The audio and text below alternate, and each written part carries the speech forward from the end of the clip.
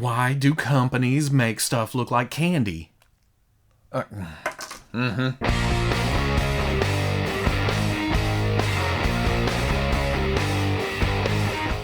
people, welcome back to another Fwoosh review. Today we're taking a look at the Medicom MAFEX Marvel Comics X-Men Cyclops, number 99 in the series. And holy moly, DHL! It's crazy shipping on this. I paid Ami last Thursday, and then I got a shipping notification, and it said it would be here Wednesday, then it said Tuesday, and then it showed up this morning, which is Monday, depending on the day you watch this. Woo! Looking at the package, it's your standard MAFEX box. It's got graphics, and it has a window, and it doesn't quite show everything that's in there. There's still some hands behind the whatever. Nice comic book feel to the front, especially this right here. Bag the banter and get aboard. On the side, promotional shot of Cyclops. This awesome little headshot. I don't know why I'm enamored with that. When I first opened the shipping box, I saw that and I thought, oh, I'm in the 90s again. X logo, more logos. On the back, more pretty promotional shots, kind of showing everything you get in the package. This creepy peaky bear. On the other side, another promotional shot, Cyclops X-Men on the top, same thing. Ooh, look at that handsome devil right there. On the bottom, a bunch of legalese, warnings, a hologram to show, hey, this is not a bootleg. Just in case it does break or come apart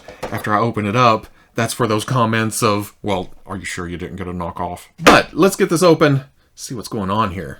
Pew! The stands are usually just taped to the bag. Just in case you're interested in the stand, it's pretty basic. Clear, it has 3 joints in it. You can rotate on the peg right here. Big and clunky clip for your figure. These are okay, but there's better stands out there. And getting them in hand, been messing with them for about an hour. I feel like dealing with this figure is the same as dealing with the character in the comics. Much needed and a great addition to the team, but at the same time, hard-headed and kind of a pain in the ass to deal with. Right off the bat, looking at the overall proportions, you know where I'm gonna go with this. But first, let's talk about the colors used here. I absolutely love the blue, and I don't know if it shows up on the camera, but there's a nice kind of shading to it. It added kind of an overspray to everything that gets down into the deep musculature, but you can see that it wasn't really applied to the joints like the elbows and the knees. But as beautiful as that blue is, the yellow is just like a stark contrast to that, kind of a bright ash yellow. And unfortunately, there's no shading to that at all, so it's kind of a, I don't know. It definitely works, it's very comic booky, but I wish there was just a little bit of shading to the yellow. And then on the sculpt itself, you can see the pouches going around the belt.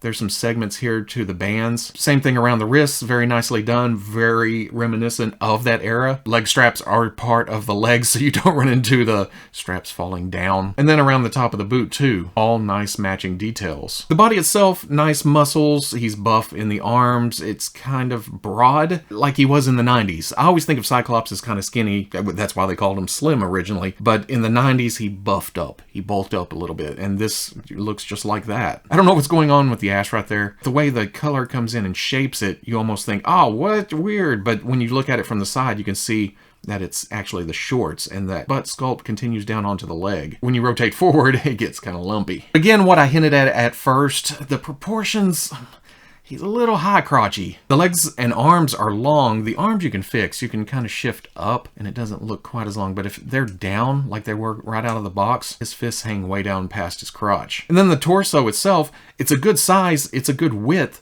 But the height, it gives me there's like flashbacks to the end days of Toy Biz Marvel Legends. Those were all legs, short torsos. And if I could bring this belt down to kind of offset that look, but that belt just rides high because it's attached to the strap coming up and over, so you can't come down because it's actually hanging there. What do you think he put in all these pouches? Eye drops. Now the belt is hanging there, but it is loose, so if it rides high, you can see the line between trunks and torso. The head is where it kind of does it for me. It brings back that Scott look. The visor is damn near perfect. The skin tone, plain, could use a little bit of shading, especially since they save money by not painting actual eyeballs. The lips have just a slight pink to it, but all that wash went to the hair. You can see a shiny black was washed in there. Breaks up the detail, and in fact, that may be my favorite part of this. And as much as my initial reaction was, holy crap, he's got a short torso, it also kind of fits into Scott's stick up his ass personality. Captain Hot Pants. You know, he's just straightforward, all business,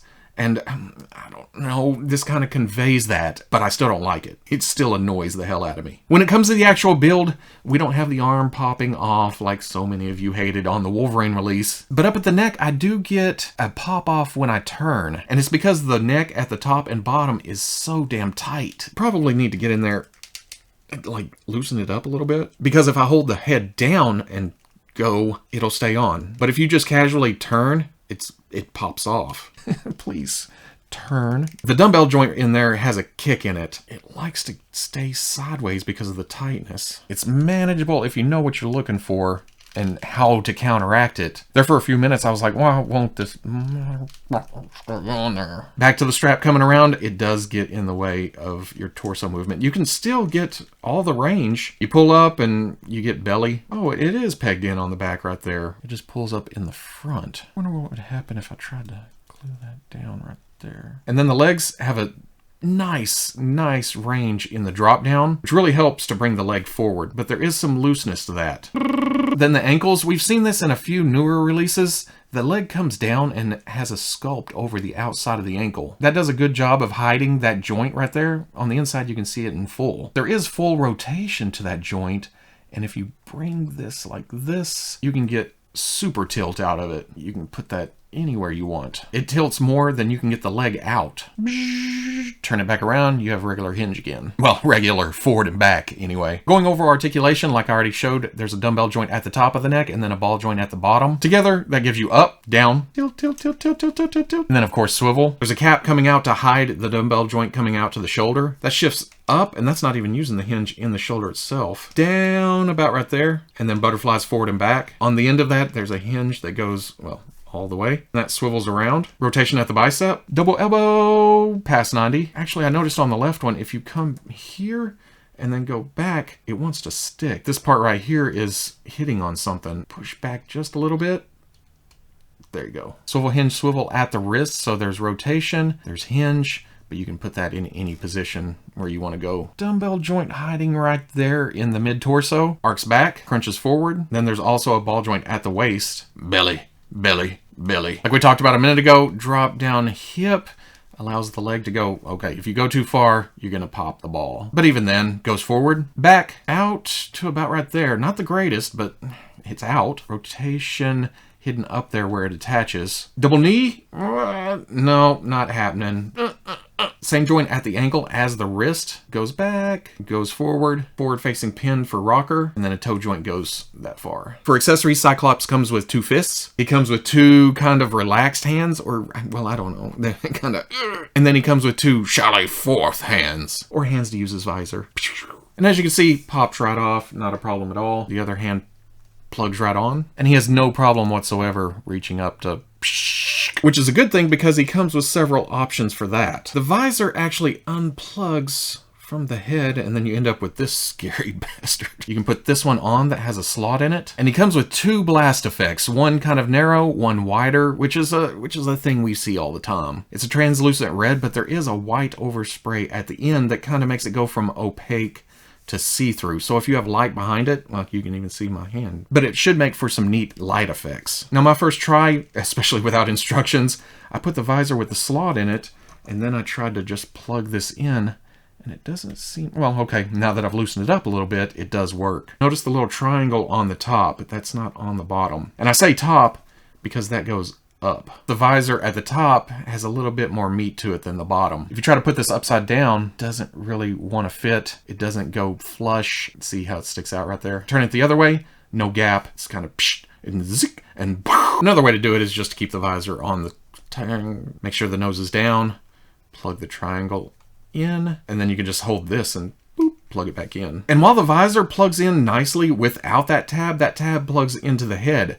That altogether makes for a nice solid connection. It's not just going to fall out. It's not going to sag. Once you get it on there, it's much more solid than you think. In the package, there was also this alternate head, gritting teeth. I like the sculpt there. They added some pink to it. It looks a little realistic. Unlike some other companies, there's actually the top and bottom teeth. It doesn't look wacky weird. This visor had the kind of seeping out energy effect. But the cool thing here is this one is also removable. You can take the blast effect, put it on the gritting teeth head, and he looks like "Roar!" And then if he's just calmly standing around, you can put this on here, and it's a nice effect. I am a little bit worried about breaking that off, though. Again, it's translucent material. It's just attached at that one point, and I don't know. I usually get a fingernail under this side, pull, and it's easy enough to pull off. And then finally, there is an unmasked head. Same nice wash to the hair, nice brown color to it, and the glasses are a separate piece. I don't want to pry them off, though, to see what's up under there. There's a gloss applied to it to give it that ruby quartz effect and set the lenses apart from the rims themselves. Kind of wish they used that same color for the inside of the visor. And to go along with that is another visor that has part of the costume coming up and around. That's to hang around his neck when he's using this head. But unfortunately, because of how short the neck is, it ends up kind of choking him. Well, okay, not bad. If you remember back to my Wolverine, one of the heads was missing this insert piece, and it kind of looks like, can you put a screwdriver in there and turn it? Remove this or something? At least on Wolverine, once that's out, it fits on a Marvel Legends head ball. But there is a difference in color. The yellow, yeah.